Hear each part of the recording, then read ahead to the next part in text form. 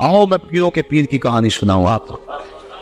हजरत शेख सादी शिराज़ी फरमाते हैं कि एक बंदा पताफ में कंकरों के ऊपर पेशानी रख के ज़ारों के तार हो रहा है और क्या कहता है, अल्लाह मुझे माफ कर दे, ये तो क़यामत के दिन अंधा उठाना, मैं तेरा क्या तेरे बंदों का सामना भी नहीं कर सकता।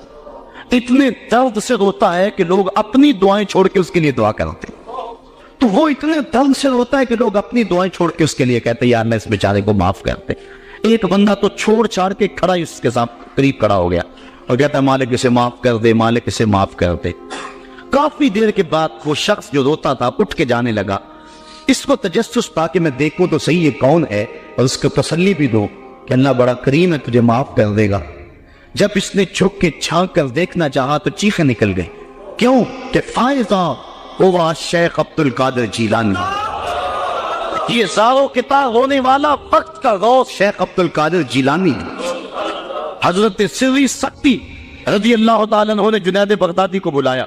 हजरत जुनैद बगदादी के वो मामू भी लगते हैं रिश्ते में और पीर भी लगते हैं। ये पीर मुरीद की कहानी सुना रहा, आज का पीर तो गारंटी दे रहा है ना। अल्लाह अकबर। हुजूर तो हजरत रबिया को भी जन्नत की बशारतें और साथ कहे कसरत सुजूद से मेरी मदद करना, और पीर कहता तुझे परवाह ही नहीं है। आओ पीर मुरीद की कहानी सुना रहा हूं। हजरत जुनैद बगदादी फरमाते हैं मेरे मामू ने तन्हाई में मुझे बुलाया और मुझे वसीयतें की। जब एक वसीयत की तो मेरे पांव तले से जमीन निकल गई। कहने लगे बेटा जब मैं मर जाऊं तो मेरी कब्र बगदाद से बाहर बनाना। मैंने पूछा हुजूर क्यों? फरमाने लगे मेरी बदआमादियों की वजह से कहीं बगदाद की मिट्टी मेरी लाश को कबूल करने से इनकार न कर दे और मैं लोगों के सामने रुस्वा न हो जाऊं। ये हैं वो लोग तताजाफा जुनूबहुम अनिल मदाजिअ, जिनकी करवटें बिस्तरों से अलग रहती हैं, अल्लाह को खौफ और तमा में पुकारते हैं, लेकिन जिंदगी का एक एक लम्हा तकवे से इबारत है। दुनिया में तकलीफें सही। हजरत इमाम जाफर सादिक सारी जिंदगी ठंडा पानी नहीं पिया, फरमाते थे क्या खबर कि इसके हिसाब पे चकरा जाओ।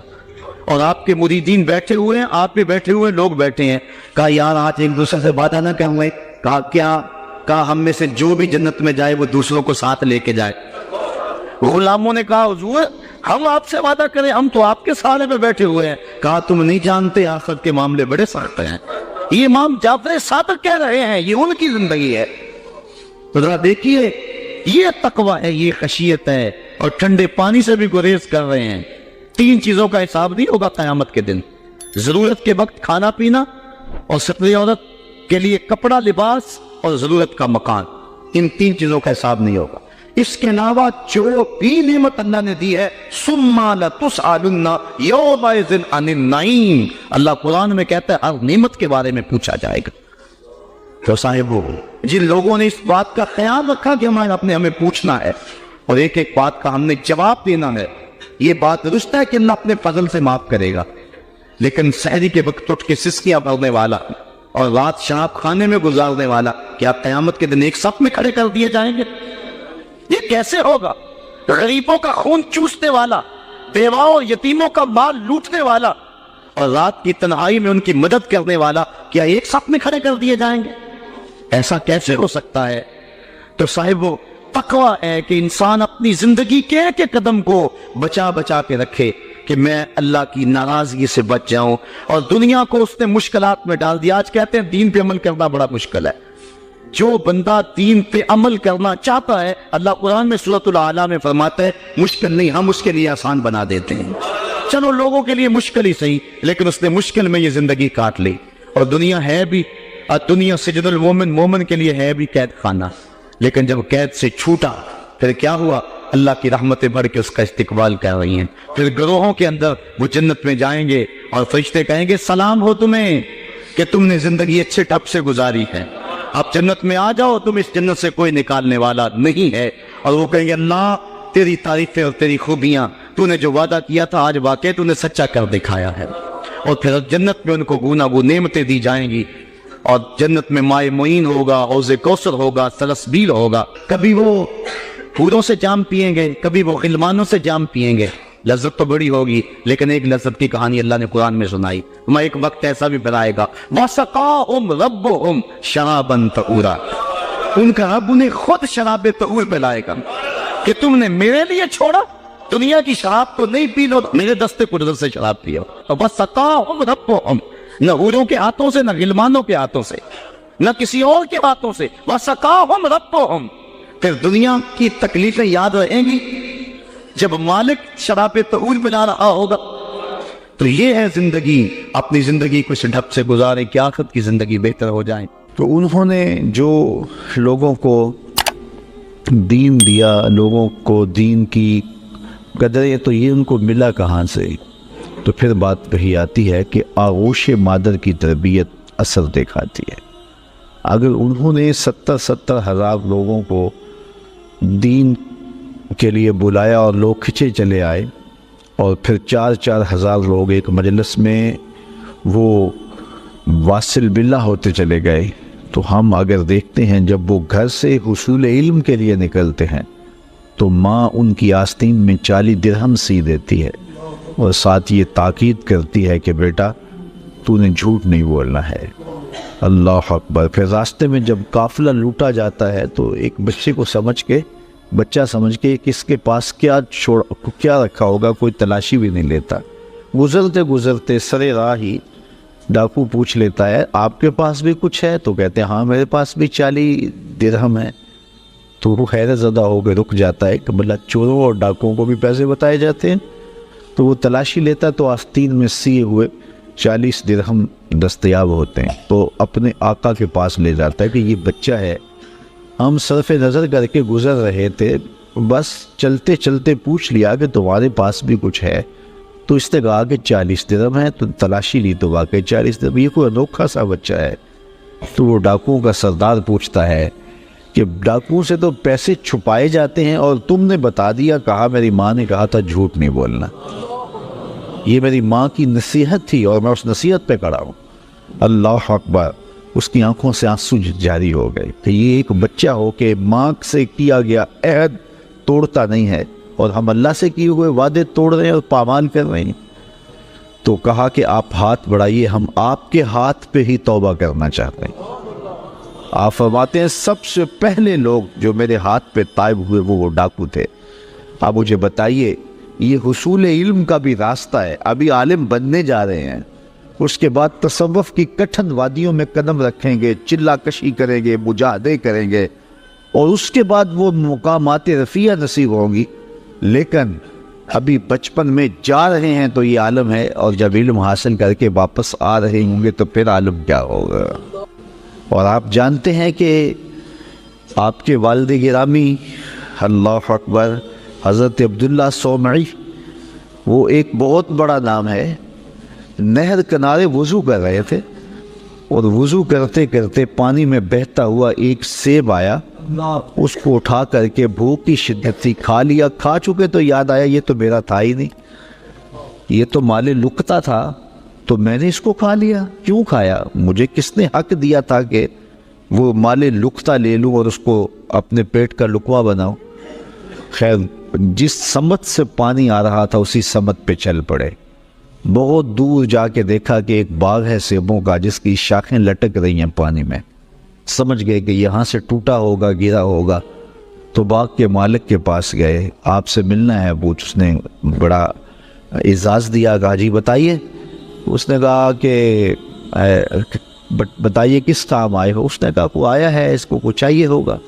تو کہا حضرت آپ کے باغ کا ایک سیب میں نے کھایا ہے، اور وہ ایسے وضو کر رہا تھا تو بس غلطی سے میں نے کھا لیا ہے، تو اب اس کا کیا ہرجانہ ہے میرے ذمہ؟ اس نے وہ اسے دیکھا کہ یہ کوئی معمولی بات ہے جو کر رہے ہیں۔ اس نے کہا، اس کے تیور بدل کے، پہلے تو مہمان نوازیاں تھی، کہا نہیں ایسے نہیں معافی ملے گی۔ کہا کیسے معافی ملے گی؟ کہا 12 سال میرے باغ کی گوڈی کرنی پڑے گی۔ ایک سیب کے بدلے 12 سال؟ لیکن وہ بھی کوئی صاحب نظر تھے، اور وہ بھی اس دوران ان کی تربیت کرنا چاہتے تھے اور انہیں دیکھنا چاہتے تھے۔ تو کہا کہ 12 سال تمہیں میرے باغ کی گوڈی کرنی پڑے گی۔ تو تیار ہو گئے کہ ٹھیک ہے، وہ میرا گناہ تو دھل جائے گا، تم معاف تو کر دو گے۔ آج غوث پاک کی 11ویں پکانے والے دیکھیں وہ کس مال سے پکا رہے ہیں۔ یہ میں غوث اعظم کے والد کی کہانی سنا رہا ہوں۔ اللہ اکبر، 12 سال گوڈی کر رہے ہیں، 12 سال۔ 12 سال کے بعد ایک دن باغ کے مالک نے کہا کوئی سیب توڑ کے لاؤ، تو وہ سیب توڑ کے لے گئے تو وہ ابھی کچا ہی تھا، وہ اس طرح کا پختہ نہیں تھا جس طرح کے توڑ کے پیش کیا جاتا ہے۔ تو کہا 12 سال ہو گئے میرے باغ میں کام کرتے ہوئے، تمہیں ابھی تک یہ نہیں پتا چلا کہ اچھا سیب کون سا ہوتا ہے؟ کہا ایک سیب کی سزا کاٹ رہا ہوں، مجھ سے قسم لے لو 12 سالوں میں نظر اٹھا کے سیب کی طرف دیکھا بھی ہو، میرا کام جڑوں میں گوڈی کرنا ہے وہی کرتا، میں اوپر کبھی 12 سال میں نہیں دیکھا۔ اللہ اکبر۔ تو فوراً سینے سے لگا لیا، کہا تمہارا گناہ معاف ہو جائے گا، اب ایک شرط رہ گئی ہے۔ تو کہا حضرت بتائیے۔ کہا میری ایک بیٹی ہے جو آنکھوں سے دیکھتی نہیں، کانوں سے سنتی نہیں، زبان سے بولتی نہیں اور پاؤں سے چل نہیں سکتی، تو اس سے تمہیں نکاح کرنا پڑے گا۔ اب شادی انسان کی زندگی کا اہم مرحلہ ہوتا ہے، سوچ سوچ کے انسان قدم اٹھاتا ہے، زندگی پوری گزارنے ہے۔ کہا پھر اس کے بعد معافی مل جائے گا؟ اس کے بعد معافی ہے، نکاح ہو گیا۔ کہا جائیے اپنی جو ہے وہ دلہن کے کمرے میں، جہاں گئے تو وہاں صحیح الاعضاء ایک خاتون، ایک لڑکی منتظر تھی، تو واپس دوڑ آئے اور دوڑتے ہوئے جو ہے وہ ماتھے پہ دروازے کی چگاٹ جو تھی وہ دروازے پہ لگی۔ تو آگے حضرت شیخ تھے ان کے، اس بچی کے والد، تو کہا کہ دوڑ آئے ہو؟ کہا حضرت پہلے ایک غلطی کی سزا اتنی لمبی بھگت رہا ہوں، تو وہ جس سے نکاح آپ نے پڑھوایا تھا وہ تو نہیں ہے، یہ تو کوئی اور خاتون ہے، صحیح الاعضاء ہے۔ کہا وہی تمہاری بیوی ہے۔ کانوں سے بہری اس لیے ہے کہ آج تک اس نے غیر محرم سے ہم کلامی نہیں کی، اور زبان سے گونگی اس لیے ہے کہ غیر محرم سے کبھی بات نہیں کی، نابینا اس طرح ہے کہ اس نے آج تک غیر محرم کو دیکھا نہیں۔ اللہ اکبر۔ پاؤں سے اپاہج اس طرح ہے کہ آج تک یہ جو ہے وہ غیر محرم کی طرف چل کے نہیں گئی۔ یہ حضرت غوث اعظم کی والدہ بنی، اور یہ بزرگ جنہوں نے سیب کھایا تھا یہ حضرت غوث اعظم کے والد بنے۔ پھر اللہ نے ان دونوں کو جو شہزادہ دیا اس کا نام شیخ عبد القادر جیلانی۔ وہ کیا کسی نے کہا تھا نا کہ اچھی مائیں اچھی اولاد کی ضمانت ہوتی ہیں، اور مائیں جب اس طرح کی پاکیزہ صفت اور باپ تقوی کے اس معیار پر ہوں تو پھر بیٹے شیخ عبد القادر جیلانی ہی ہوتے ہیں۔ آپ جانتے ہیں کہ مائی راستی حضرت بابا فرید گنج شکر کی ماں، وہ بچے ہیں تو مصلے کے نیچے شکر کی پڑیا رکھ دیتے ہیں، اور وہ نماز پڑھتے ہیں، مصلہ اٹھاتے ہیں تو نیچے شکر کی پڑیا ہوتی ہے، تو انہیں شوق تھا شکر کا تو وہ کھا لیتے ہیں۔ اللہ اکبر۔ تاکہ بچہ عادت اس کی پک جائے، پختہ ہو جائے نماز کی۔ امام غزالی نے احیاء العلوم میں لکھا ہے ہر عمل پہلے ریاکاری ہوتا ہے، پھر عادت بنتا ہے، پھر عبادت بنتا ہے۔ تو اپنی اولاد کی تربیت کرنی چاہیے کہ انہیں پہلے لالچ دے کے انہیں نیکیوں کی طرف راغب کرنا چاہیے۔ تو وہ روز شکر رکھتی تھی۔ ایک دن ماں کہیں گئی تھی اور آتے ہوئے لیٹ ہو گئیں، اور نماز کا وقت آ گیا۔ ماں کا دل ڈول رہا ہے کہ آج بیٹے نے مصلہ اٹھایا تو آج چونکہ میں نے شکر کی پوڑی رکھی نہیں تو بیٹے کا بھرم ٹوٹ جائے گا۔ دل ہی دل میں دعا کرنے لگی، مالک تو قادر بھی ہے قدیر بھی ہے، آج میری محبت کی، آج میری اس ادا کی اور میری اس حکمت عملی کی جس کے ذریعے بچے کو نمازی بناتی ہوں، لاج رکھ لے۔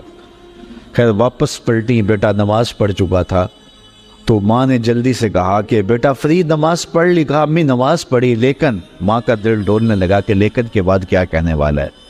کہا لیکن آج جو پوری شکر کی ملی نا اس کا چاسی کوئی اور تھا، اس کا مزہ ہی کوئی اور تھا۔ تو ماں نے بیٹے کو گلے سے لگایا، کہا بیٹا پہلے پڑیا میں رکھتی تھی، اب تیرے رب نے رکھی ہے۔ اللہ اکبر۔ کیا آج کی ماں بیٹے کو نمازی بنانے کے لیے اس کے مصلے کے نیچے چاکلیٹ نہیں رکھ سکتی؟ آج اس کو نمازی بنانے کے لیے کوئی طریقہ اختیار نہیں کر سکتی؟ آج اگر ماں اپنی اولاد کی تربیت کے لیے کوئی اس دور کی مطابقت میں اچھا فیصلہ کرے اور اس کو دین کی طرف راغب کرے تو آج کا بیٹا بھی بایزید بستامی کا جانشین بن سکتا ہے، آج کا بیٹا بھی غوث اعظم شیخ عبد القادر جیلانی کا جانشین بن سکتا ہے، بابا فرید گنج شکر کا جانشین بن سکتا ہے۔ قطب الدین بختیار کاکی علیہ رحمہ جب حفظ کرنے جاتے ہیں تو استاد پہلا پڑھا سپارے سے آغاز کرتے ہیں، سارا پارہ سنا دیتے ہیں، دوسرا تیسرا حتیٰ کہ 14 پارے سنا دیتے ہیں۔ 15ویں پارے سے استاد جی شروع کیجیے، کہا جس درس گاہ سے 14 پارے حفظ کیے ہیں وہیں سے باقی پارے بھی حفظ کر لیے ہوتے۔ کہا میری ماں کو 14 پارے آتے تھے، اور جب صبح اٹھتی تھی اور اتنی دیر تک جو ہے وہ رکتی نہیں تھی، کام بھی کرتی رہتی تھی، 14 پاروں کی تلاوت بھی کرتی رہتی تھی۔ اور یہ بات میں نے ماں کی آغوش سے یہ پارے سیکھ لیے ہیں۔ جب ماں ایسی ہو تو بیٹے قطب الدین بختیار کاکی بنتے ہیں۔ اقبال کہتا ہے تو نہ شناسی کہ تو نہ دانی کہ سوزے کے راتے تو دیگر گوں کر تقدیر عمر را۔ اے میری بہن تو نہیں جانتی، اگر تو بہن ہو کے قرآن پڑھے تو عمر کی تقدیر بدلتی ہے، اور اگر تو ماں ہو کے قرآن پڑھے تو بیٹا نیزے کی نوک پہ قرآن سناتا ہے۔ تو ماؤں کو خاص طور پہ اپنی اولاد کی تربیت کے اندر کوشاں ہو جانا چاہیے۔ یہی حضرت غوث اعظم رضی اللہ تعالیٰ عنہ کی تعلیمات ہمیں بتاتی ہیں۔ ہر انسان کے ساتھ ایک محافظ فرشتہ پیدا کیا، اور اگر وہ محافظ فرشتہ انسان کے ساتھ نہ ہو، شیاطین انسان کو ویسے مار ڈالیں، انسان کو قتل کر ڈالیں اگر اللہ نے حفاظت کے لیے فرشتہ معمور نہ کیا ہو۔ یہ انسان کے دشمن ہے، اور انسان کو شیاطین راہ مستقیم سے ہٹانے کے لیے دن رات کوشیں۔ پھر یہ اتنا مکار دشمن ہے، ہر ایک کو ایک لاٹھی سے نہیں آنکتا، اسے پتہ ہے کہ کس کو کیسے بھٹکانا ہے۔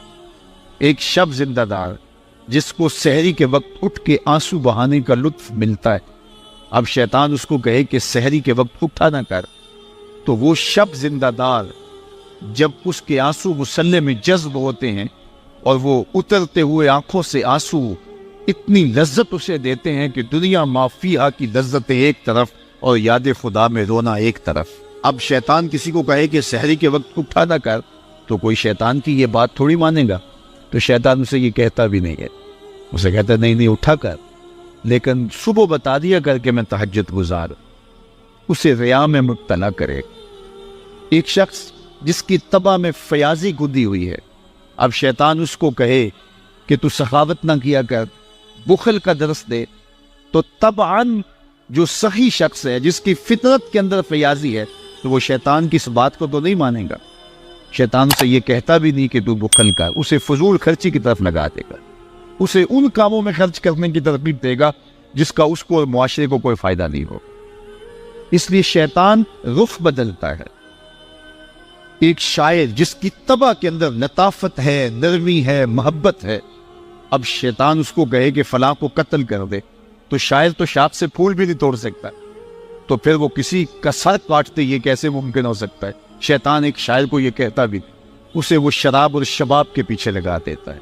اب اتنا سخت دشمن، اتنا مکار دشمن، حضرت سیدنا غوث اعظم رضی اللہ تعالیٰ عنہ فرماتے میرے اوپر صحاب نور چھا گیا، اور آواز آئی عبد القادر تو نے اللہ کی اتنی عبادت کی ہے، اتنی ریاضت کی ہے کہ شریعت کا ہم تمہیں اب مکلف نہیں رہنے دیتے، اور اب تو نماز نہ پڑھے اور دیگر اعمال نہ کرے تو تجھے کوئی پکڑ نہیں، میں تیرے اوپر ایسے راضی ہو گیا۔ تو ایسے بادل سے آواز آئی، کہتے مان میرے دل میں خیال آیا کہ اگر عبادت کا مکلف نہ ہونا ہوتا تو امام الانبیاء صلی اللہ علیہ وسلم سے بڑھ کر کون اللہ کا مقرب تھا۔ حتیٰ تتورم قدماہ، حضور جب نماز پڑھتے اور اس قدر لمبا قیام کرتے حضور کے مبارک پاؤں سوج جاتے، لیکن ان کو تو کہا گیا وَاعْبُدْ رَبَّكَ حَتَّى يَأْتِيَكَ الْيَقِينُ، انہیں تو کہا گیا کہ آخری سانس تک اللہ کی عبادت کرنی ہے، تو میں کون ہوں کہ مجھے کہا جائے کہ تو اب عبادات کا مکلف نہیں رہا، کوئی بات نہیں ہے۔ تو کہتے ہیں میں لا حول ولا قوت الا باللہ پڑھا تو وہ جو مجھے نور نظر آتا تھا وہ سیاہی میں بدل گیا۔ تو وہ ابلیس تھا جو اس رنگ میں مجھے بھٹکانا چاہتا تھا، کہا عبد القادر اس مرتبے پہ پہنچے ہوئے کتنے لوگوں کو میں نے گمراہ کر دیا، تیرے علم نے تجھے بچا لیا۔ تو میں نے کہا ظالم میرے علم نے مجھے نہیں بچایا، میرے اللہ کے فضل نے بچایا۔ تو کہا پھر بچ گیا ہے، کئی میں نے یوں لوٹ لیے۔ تو اتنا مکار دشمن ہو جو ہمارے اوپر مسلط ہے اور دن رات کوشاں ہے ہماری متاع عمل لوٹنے کے لیے، متاع ایمان لوٹنے کے لیے، تو پھر مجھے بتاؤ کہ ہم کیا غافل ہو کے بیٹھیں گے؟ ایسے ناپاک وجود کا مقابلہ کوئی آسان ہے جو ہماری متاع عمل لوٹتا ہے، متاع ایمان لوٹتا ہے، ہمیں عمل کرنے نہیں دیتا، کریں تو وسواس ڈال رہا ہوتا ہے، کرنے تو ریا میں اور تکبر میں مبتلا کر کے، عجب میں مبتلا کر کے کیا ہوا عمل بھی لوٹ لیتا ہے۔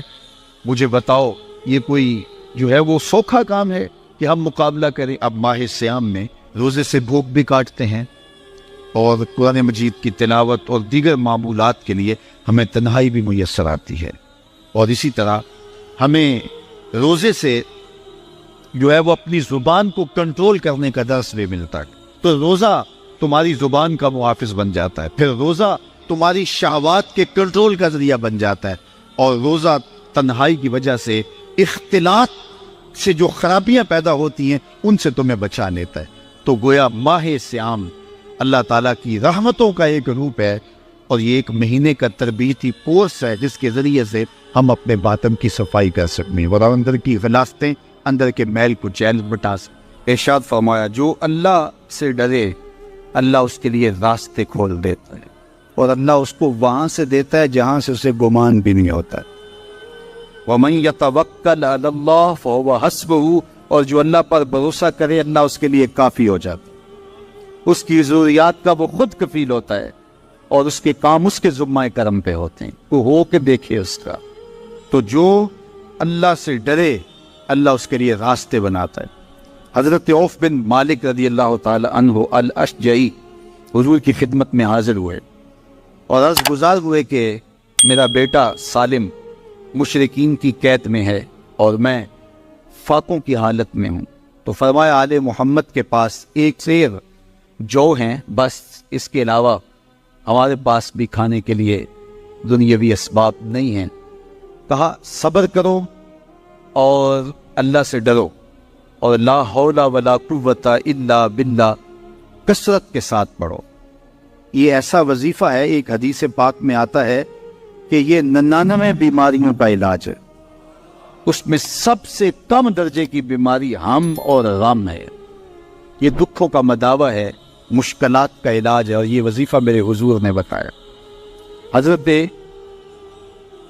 ابو ذر غفاری رضی اللہ تعالیٰ عنہ کو حضور نے 5 چیزیں بتائی تھیں، ان میں سے 5ویں چیز یہ تھی کہ ابو ذر کثرت کے ساتھ لا حول ولا قوت الا باللہ پڑھا کرو۔ فرمایا عرش الہی کے نیچے ایک خاص خزانہ ہے، یہ وظیفہ وہاں سے آیا ہے، یہ زندگی میں معمول بنا لو۔ جب پھنس جاؤ، مشکلات میں آ جاؤ تو لا حول ولا قوت الا باللہ پڑھو، اللہ راستے کھولے گا۔ تو حضور نے 3 چیزیں فرمائی، اللہ سے ڈرو، صبر کرو، اور کثرت کے ساتھ لا حول ولا قوت الا باللہ پڑھو۔ وہ فرماتے ہیں کہ میں یہ عمل شروع کیا، ابھی گھر میں بیٹھا ہی تھا کہ دروازے پہ دستک ہوئی، تو میں اٹھا کہ دروازہ کھولوں دیکھوں کہ کون ہے۔ تو دروازہ کھولا، دیکھا میرا بیٹا کھڑا ہے اور اس کے پیچھے 100 اونٹ کھڑے ہیں۔ تو میں نے کہا کہ تم اور یہ اونٹ؟ کہا مجھے موقع لگ گیا، میں ان کی قید سے بھاگ آیا اور آتے آتے ان کے 100 اونٹ بھی ہانک لایا ہوں۔ وَيَرْزُقْهُ مِنْ حَيْثُ لَا يَحْتَسِبُ، وہ تمہیں وہاں سے رزق دے گا جہاں سے تمہیں گمان بھی اس کی ہو کے تو دیکھو۔ اللہ اکبر، اللہ کی ہو جاؤ تو پھر وہ تمہاری ضرورتوں کا کفیل ہو جائے۔ فرمایا حضرت عبداللہ ابن مسعود رضی اللہ تعالیٰ عنہ نے کہ کسی شخص کو فقر و فاقہ آ جائے تو وہ لوگوں کو بتائے کہ میں آج کل بڑے مشکل حالات میں ہوں، ہر وقت لوگوں کو بتاتا رہے تو اس کی مشکل بڑھے گی، اس کی مشکلیں آسان نہیں ہوں گی اس طرح۔ اور اگر وہ اپنی اس مشکل کو کسی سے شیئر نہ کرے بلکہ مصلی بچھا کے اپنے رب سے کہے کہ مالک فقر و فاقہ آ گیا ہے اور اس کا علاج تیرے پاس ہے، اس مرض کا مداوع تیرے پاس ہے۔ حضرت عبداللہ ابن مسعود فرماتے ہیں کہ رسول کریم نے فرمایا جلد یا بدیر اللہ اس کو مالا مال فرماتے۔ یہ بھی کبھی کر کے دیکھو، مشکل آ جائے، فاقہ آ جائے، مصیبت آ جائے، کسی سے نہ کہو، صرف اپنے رب سے کہو، پھر دیکھنا اس کی کرم نوازیوں کا می کیسے برس۔ فرمایا اللہ پر بھروسہ کرنے کا جو حق ہے اگر وہ تم ادا کر دو، وہ تمہیں ایسے رزق عطا کرے جیسے پرندوں کو عطا کر۔ ہم تو دکان پہ جانا ہوتا ہے، فیکٹری پہ جانا ہوتا ہے، ہم اپنے کاروبار پہ جانا ہوتا ہے، نوکری پہ جانا ہوتا ہے، مزدوری پہ جانا ہوتا ہے، ہمیں پتہ ہے کہاں آج صبح جانا ہے، لیکن پرندوں کو کوئی پتہ نہیں ہوتا کہاں جانا ہے۔ راس المال بھی نہیں ہوتا، لیکن صبح نکلتے ہیں شام کو کبھی بھی خالی پیٹ نہیں آئے۔ بن توکل پنچھی اڑ دے، خرچ نہ پلے زیرا ہو۔ گھر سے خالی پیٹ نکلتے ہیں، جب واپس آتے ہیں تو پیٹ بھرے ہوئے ہوتے ہیں، اور پھر جو ان کی ضرورت ہوتی ہے اللہ وہ ساری ضرورتیں پوری کرتا ہے، جو ضرورت ان کی ہوتی ہے۔ یہ شیر کتنا گوشت کھاتا ہے، اللہ روز اسے دیتا ہے۔ یہ ہنس روزانہ سچے موتی کھاتے ہیں، اور آپ مارکیٹ میں لینے جائیں لاکھوں روپے لگا کے تولے ماشے کے حساب سے آپ خریدتے ہیں، پھر بھی آپ کو یقین نہیں ہوتا کہ یہ سچے ہیں یا 2 نمبر ہے۔ اور ہنس دنیا پہ کروڑوں جانور پائے جاتے ہیں، روز کھاتے ہیں، صبح بھی شام بھی دوپہر بھی پیٹ بھر کے کھاتے ہیں، اللہ روز انہیں عطا کرے۔ کہا اس میں تھے تو بوڑھے بزرگ جو مسجد میں جانے سے قاصر تھے وہ گھروں میں بیٹھ کے قرآن پڑھتے ہوتے تھے، اور عموماً ظہر کے وقت بھی اور صبح کے وقت بھی گھروں سے قرآن پڑھنے کی آوازیں آیا کرتی۔ آج گھروں سے پاپ میوزک کی صدائیں سننے کو تو ملیں گی، لیکن قرآن کے نغمے موقوف ہو گئے۔ یہی وجہ ہے کہ آج ہمارے گھروں سے برکت روٹ گئی۔ دولت کی فراوانی کے باوجود، وسائل کی کثرت کے باوجود، اسباب آسودگی حاصل ہونے کے باوجود نہ آسودگی ہے، نہ سکون ہے، نہ طمانینت ہے، نہ برکت رہی، اس لیے کہ ہمارے گھروں سے قرآن رخصت ہو گیا۔ آج صبح اٹھ کے فیس بک کا چہرہ تو دیکھتے ہیں، لیکن قرآن کا نقشہ نہیں دیکھا جاتا، تو برکت کے قافلے گھروں سے رخصت ہو گئے اور گھر برکتوں اور رحمتوں سے خالی ہو گئے۔ آج بھی اگر ہم نے گھروں میں برکتوں کو واپس بلانا ہے، رحمتوں کو اپنے گھروں میں واپس لانا ہے، تو قرآن مجید کی تلاوت کو اپنے معمولات میں شامل کر لیجئے گا۔ پھر گھر میں آسیب کا سایہ نہیں ہوگا، ٹونا اور جادو نہیں ہوگا۔ پھر کسی بابر ملنگ کے پاس جا کر کے آپ کو اپنے مسائل نہیں بتانے پڑیں گے۔ آپ کے گھر میں قرآن ہے، سارے دکھوں کا علاج اسی مرشد کے پاس ہے، ساری مصیبتیں اور ساری مشکلیں اور سارے مصائب اسی قرآن کے دامن سے دور ہوتے ہیں، اور اسی قرآن سے وابستگی سے گھر میں برکتیں اترتی ہیں۔ پھر آپ کو نہ آسیب، نہ جادو، نہ ٹونا، اور نہ کسی نے کوئی بندش کی ہے، نہ کسی نے کوئی مسئلہ کیا ہے، کچھ نہیں ہوگا۔ آپ کے گھروں پہ رحمتوں کے سائے ہوں گے، اس لیے کہ آپ کے گھروں میں قرآن جب تلاوت ہوگی تو رحمتوں کے فرشتوں کا نزول ہے۔ تو جب رحمتوں کے فرشتے تمہارے گھر میں اتریں گے تو پھر کوئی مصیبت، کوئی پریشانی، کوئی بندش، کوئی دکھ آپ کے گھروں میں نہیں ہوگا۔ اس لیے قرآن مجید کی تلاوت کو اپنے معمولات زندگی میں شامل کیجیے۔ دیکھیے یہ رمضان المبارک کا مبارک مہینہ اکثر گھروں کے اندر قرآن مجید کی تلاوت کا معمول رہا، اور جو دن باقی ہیں ان ایام میں تلاوت کلام مجید کا معمول باقی رہے گا، تو اس کی برکتیں آپ اپنی آنکھوں سے دیکھ رہے ہیں۔ اور اگر یہ پورا سال ہمارے گھروں میں معمول باقی رہے، ہماری صبح کا آغاز ہی قرآن مجید کی تلاوت سے ہو، بیٹیاں بھی قرآن کھول کے صبح بیٹھ جائیں اور بیٹے بھی قرآن کھول کے بیٹھ جائیں، بوڑھے بھی قرآن کھول کے بیٹھ جائیں، جوان بھی قرآن کھول کے بیٹھ جائیں، تو مجھے بتائیے کہ کتنی رحمات اور کتنی برکات کا گھروں میں نزول ہو۔ تو اس لیے اپنے گھروں میں قرآن مجید کی تلاوت کے معمول کو کبھی بھی ترک نہ کیجیے، چاہے روز کے 2 صفحے پڑھیے، قرآن مجید کی تلاوت کے معمول کو باقی رکھیے، اور اگر اللہ آپ کو نصیب کرے تو اس کو مفہوم اور ترجمے کے ساتھ پڑھنے کی کوشش کیجیے، تاکہ قرآن کا جو ہمارے نام پیغام ہے وہ بھی ہم سمجھ پائیں کہ قرآن ہمیں کیا بتا رہا ہے اور ہمیں کیا میسج دے رہا ہے، تاکہ ہماری زندگیاں اس پاکیزہ کتاب کی روشنی اور کتاب کے اجالوں میں بسر ہو۔ اور یہ کتاب اللہ کا تیسرا حق ہے کہ اس کو مفہوم و مطلب کے ساتھ سمجھنے کی کوشش کریں۔ یہ ہمارے رب کا ہمارے نام پیغام ہے۔ آپ کے کسی دوست کا، کسی ملنے والے کا آپ کے نام خط آ جائے اور وہ اس زبان میں ہو جو زبان آپ نہ جانتے ہوں، تو اتنی دیر تک آپ مطمئن نہیں ہوتے جب تک اس کے مندرجات سمجھ نہیں لیتے، کسی ایسے شخص سے وہ مضمون جان نہیں لیتے جو وہ زبان جانتا ہو۔